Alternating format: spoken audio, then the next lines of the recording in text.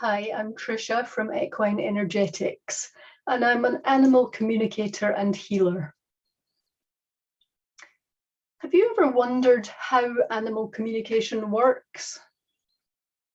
Is it a completely foreign concept to you, or are you open to it and interested in more detail?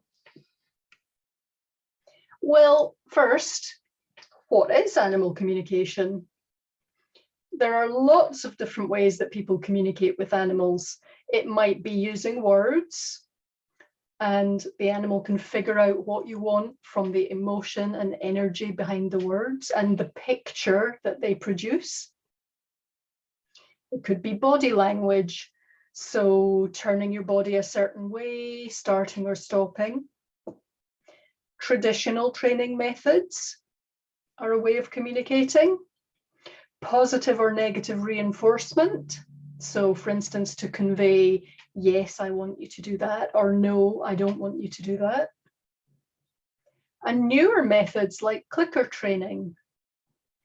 All different ways of communicating with animals. Here though, we're talking about the more woo-woo version. Communicating psychically, telepathically, or via meditation. It's basically a means of being able to ask animals questions and hear from them their answers and opinions. From an owner's point of view, it can help clarify why the animal is doing a certain thing. It can help to explain things to the animal, or it can be a way that the owner can get all their burning questions answered. It can reduce the amount of time you spend on trying different options, or just reinforce that gut feeling that you have. So how does it work?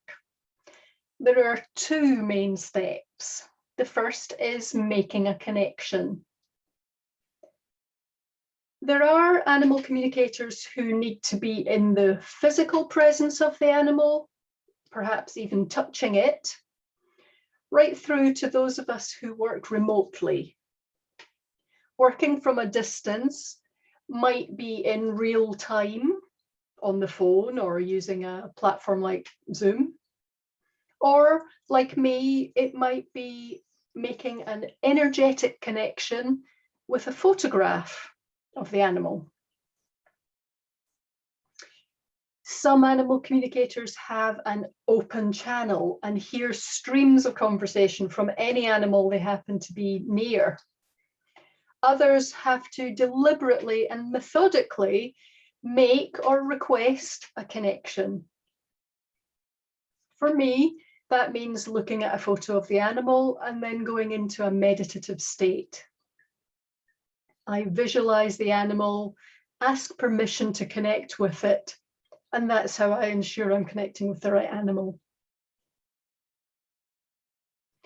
All reputable animal communicators will start their session, or should, by asking the animal's permission, and won't proceed if the animal doesn't want to talk to them. The second step is then how the information is received. So some animal communicators hear conversational words when they connect. Others might get pictures or visuals, for instance, of an experience or an accident that the animal had. Some get colors, feelings, or emotions, or even pain or discomfort in the same place that the animal is experiencing it. Communicators listen to and collect whatever information is being freely shared with them, and they ask questions to find out more or to delve into other areas. Whatever way they're getting their information, with practice and feedback from the owners, they learn how to interpret all of that information and then pass it on to the owner. And that's basically how animal communication works.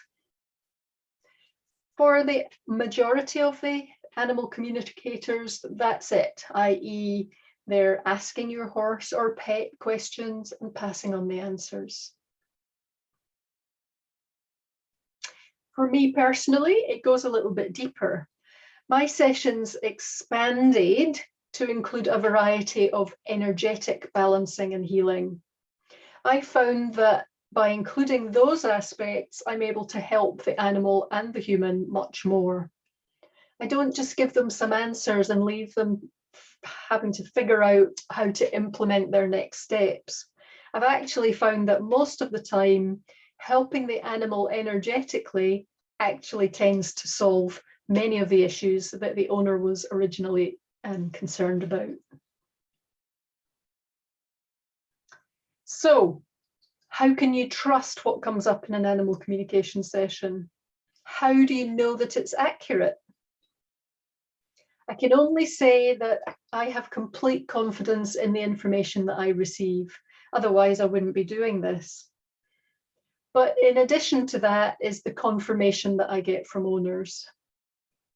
So only you can know if the information is accurate and if the communicator could possibly have known that from some other source or not.